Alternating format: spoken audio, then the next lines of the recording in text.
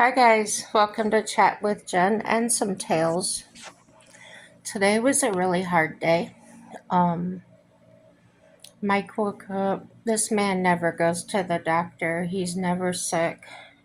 But he woke up today and the first things out of his mouth were, I need to go to the emergency room.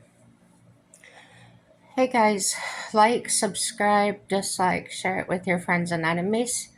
Um, so anyway, I took him.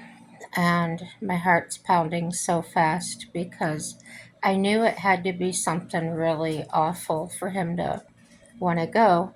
And all he kept saying was he felt like he couldn't breathe, like his chest was tight. And I said, well, maybe you've got pneumonia or something because he's been coughing. So we get there and take his blood pressure and that. Guys, it was 254 over 120. Or no, it was higher than that. Almost lost it. If you don't know, those numbers are a sign of getting ready to have a heart attack or a stroke. And I knew that from doing home health care and everything else. So I had to put on my brave face, and right away they had four nurses in there and a doctor in there working on him. They couldn't get a vein. Um, it was bad. The only thing that kept me waiting inside the room with him was the fact that he has sat with me through so many things, and I just kept telling myself, he was there for you, he handled it, you can do it, you can do it. Um, it's not that I didn't want to. I seriously just didn't want to break down in front of him and stress him out even more. So I sucked it up. I focused on a game on my phone instead of watching them. And because I can get pretty protective and become not a nice person. So they talked about keeping him overnight, and they gave him nitroglycerin and another one that I metoprolol. I take the same thing, and his blood pressure was not coming down. And when they said we might keep him overnight, and all he had to do was lay there and take the medicine. Um, I said, well, I think I'm going to go get a bite to eat. And if they let you go, just text me and I'll come right back. I'm going to hang around town and I'll be back. So I went and got something to eat at the grocery store. And I went to one of my friends' house. I think I've talked to her about her before. She's from East Chicago, which was about 40 minutes from where I lived in Indiana. So East Chicago, they call, is actually Indiana side. It's over by Gary and Hobart and that. So anyway, when I came up here, I met her. I lived across the hall from her. And she's older than me, and she's talked to me when her brother died, and we've just got that kind of relationship, very supportive of one another. And so I couldn't reach her by phone. My phone was saying her phones were disconnected. And so I just decided to go there. She lives kind of next door, across the street from the grocery store I was at. So I go there and I'm trying to buzz her apartment. Um, I used to live there, but they've changed the system a little bit and I couldn't figure out how to work it. But in the lobby, there was sitting a man that I always talked to when I went to physical therapy. He was there too. So he let me in and we sat there and I just rattled and rattled talking to him. And he talked back to me and I got it out of my system. And then I was recharged and ready to go. And I thanked him. I said, thanks for putting up with me. And he said, it wasn't no problem. So, yeah, that's how that went. He said that my friend had just went across the street to the grocery store. I said, that's funny. I didn't see her. I just pulled out of there and I didn't see her. He goes, yeah, she just left to walk over there. I don't know. I was in a different state of mind or something. So I didn't get to see her. I still can't reach her by my phone. I didn't have Mike's phone with me because I usually call her from there. My phone also does that with my aunt's phone. It always goes right to her voicemail. I text her and she never gets voicemails from me. It never shows that I called. It, it's strange. So, they let him go. His blood pressure had dropped down to, it was still high, but it wasn't as high as it was. He was out of the danger zone. So they said his lungs were clear. They did a CT scan. And he's got a couple spots, nodules on his lungs, which we knew about one or two of them from before. And his doctor said, oh, they kind of look benign. Benign usually show up as a round edges. And if they've got spiky or jagged edges, the nodules, it's usually cancer. So, why the doctor told him that? He said, you've probably got lung cancer. I thought, why would you tell him that right now when he is already sick? Um, I like the doctor. He's a veteran. He got to be a doctor through the military and that. And you can tell he's military. He's muscular in shape, but he knows how to do things and he communicates well. So I had seen him before, so that was easier to have a doctor that you kind of were familiar with. Um, but no, I didn't agree with that part about telling him he probably had lung cancer on top of everything else he's going through right now. So I'm on here venting about it.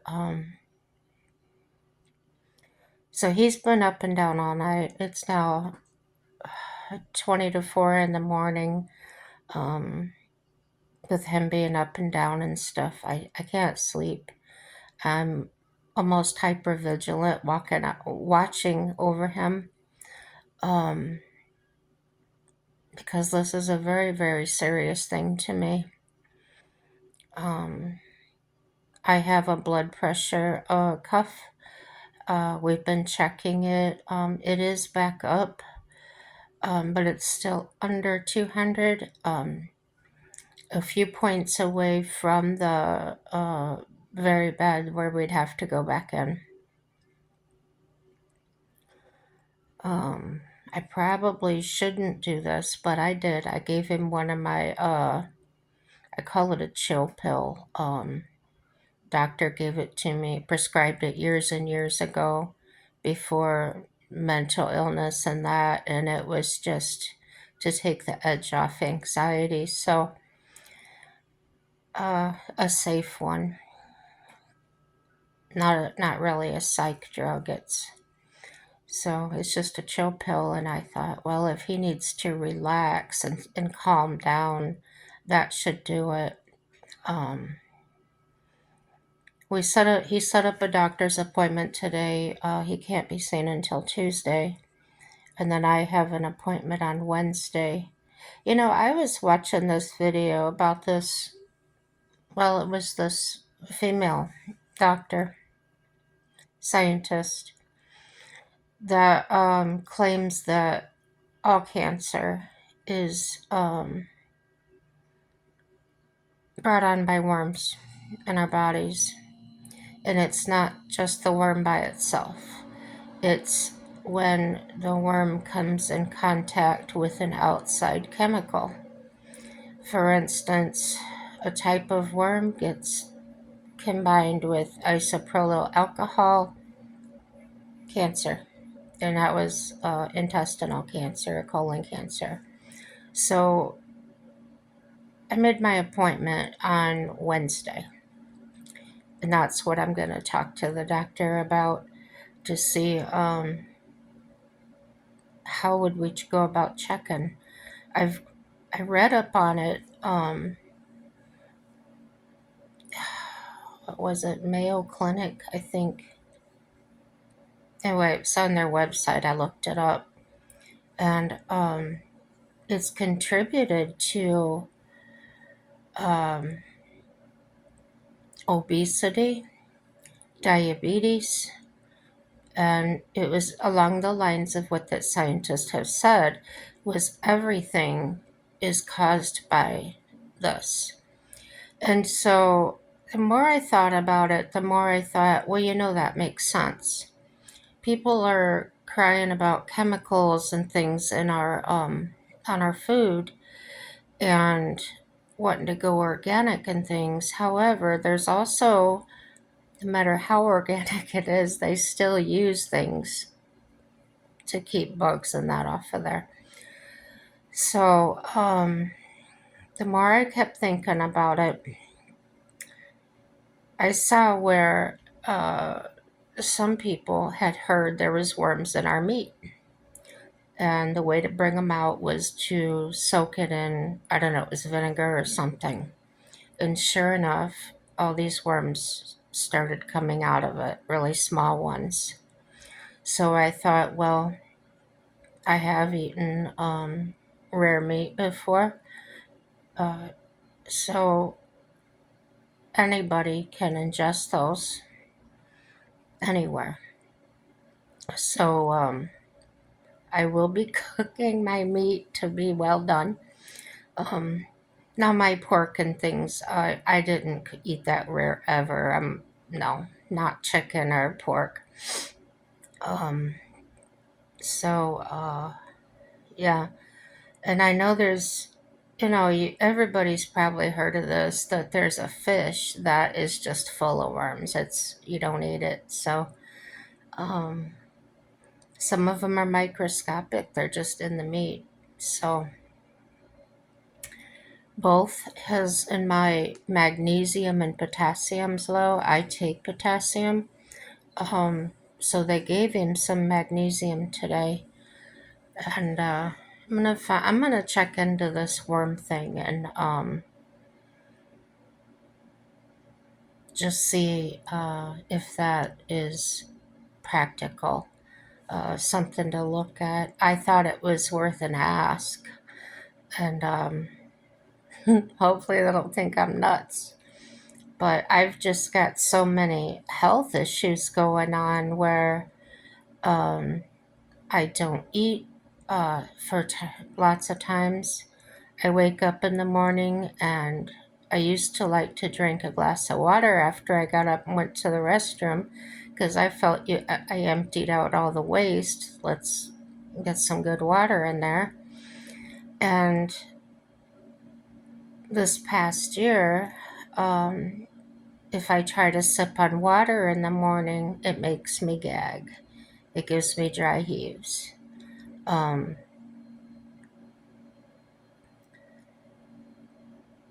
when I read that article, that could be a sign of worms. And it's just like bam, bam, bam.